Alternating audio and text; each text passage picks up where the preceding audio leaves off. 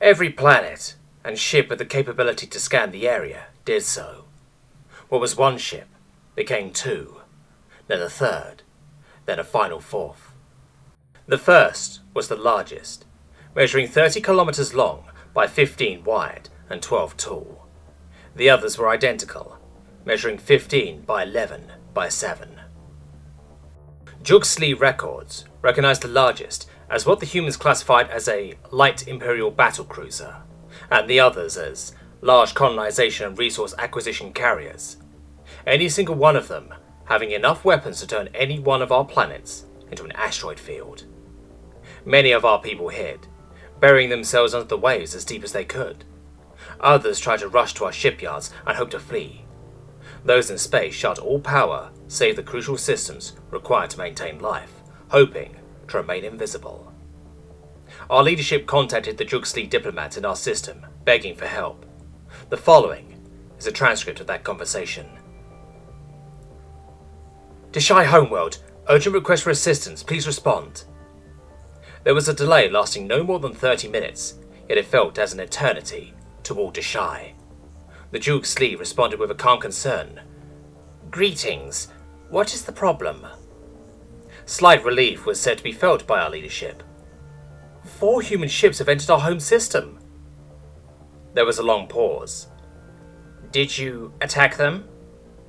No. Do not, under any circumstances, let us handle this situation. It is safe to say that there has been no other point in our history, not even the Great War, where all Deshai were as afraid as they were at this moment. We, for the first time since we developed planetary communications, all of our worlds were silent. We observed as best as we could the human ships. They all went towards one planet in our native system, the furthest from our sun. A planet we had completely ignored, deciding it would be too difficult to turn into a hospitable world for our people. There was almost no light on that world, no water, no oxygen. It was simply a ball of cold metals and methane. The 3 smaller ships moved closest, and energy bursts were detected from them, directed towards that world. This continued for nearly an hour, then suddenly stopped. The ships ceased all action. They made no movements. No more energy signatures came.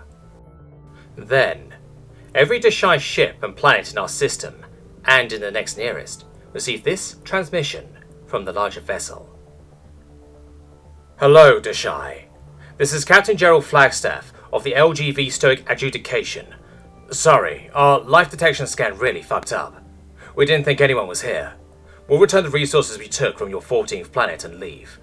Welcome to the galaxy. The wisdom of what our leadership did next was questioned heavily for ages. It was only much later that we realized how good of an idea it was. They responded to the human ship with an offer. The following is a transcript of that conversation, received by all Deshai worlds and ships as well. We're willing to sell you that planet.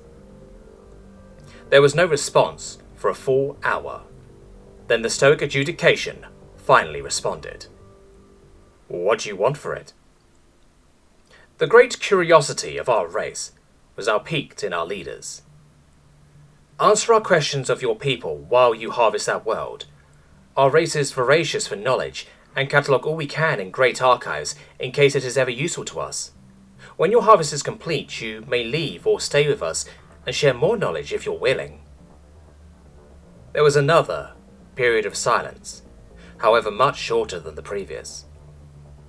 Alright, deal. I can't speak for the whole of humanity, and there is some information we will not give to Xeno races, but I'll do what I can to share my perspective and what I know. Relief spread throughout our entire race at this news. It seemed to us that the testimonies showing humans as very reasonable and polite were the truth. The smaller ships returned to their mining operations, and our leadership asked the first question. Why is it that you seem to deal with no other species than the Juxley? After a brief moment, there was a response. Okay, here's the best way I can explain it. There is a type of animal called a canine from Terra. We've domesticated these animals since the earliest days of our civilization to become our best friends. After thousands of years of this, it made it so whenever you saw a friendly one, They would get all excited and want attention and friendship with you, and most people really like these animals too.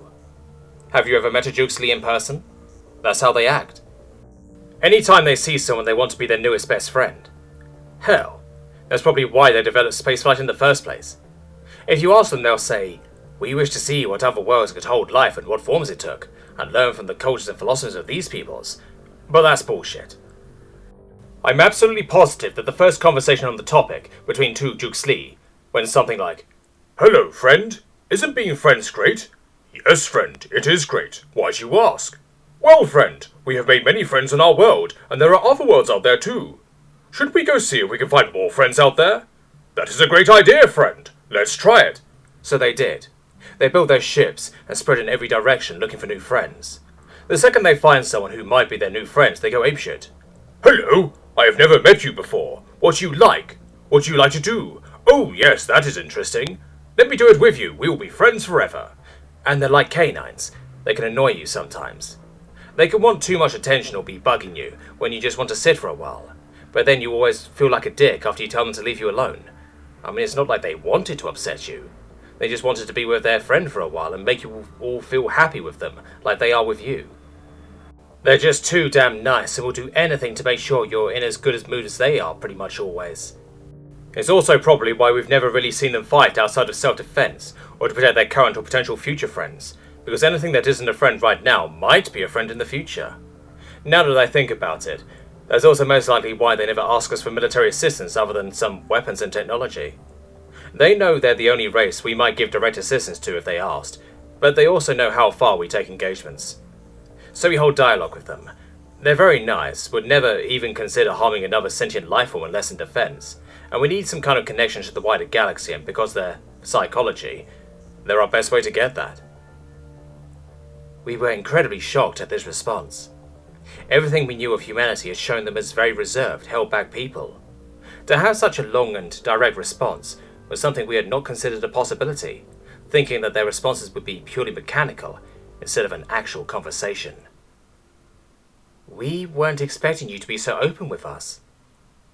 The Juxley diplomats in your system, Halagar, told us that you guys would prefer as much information as I could give.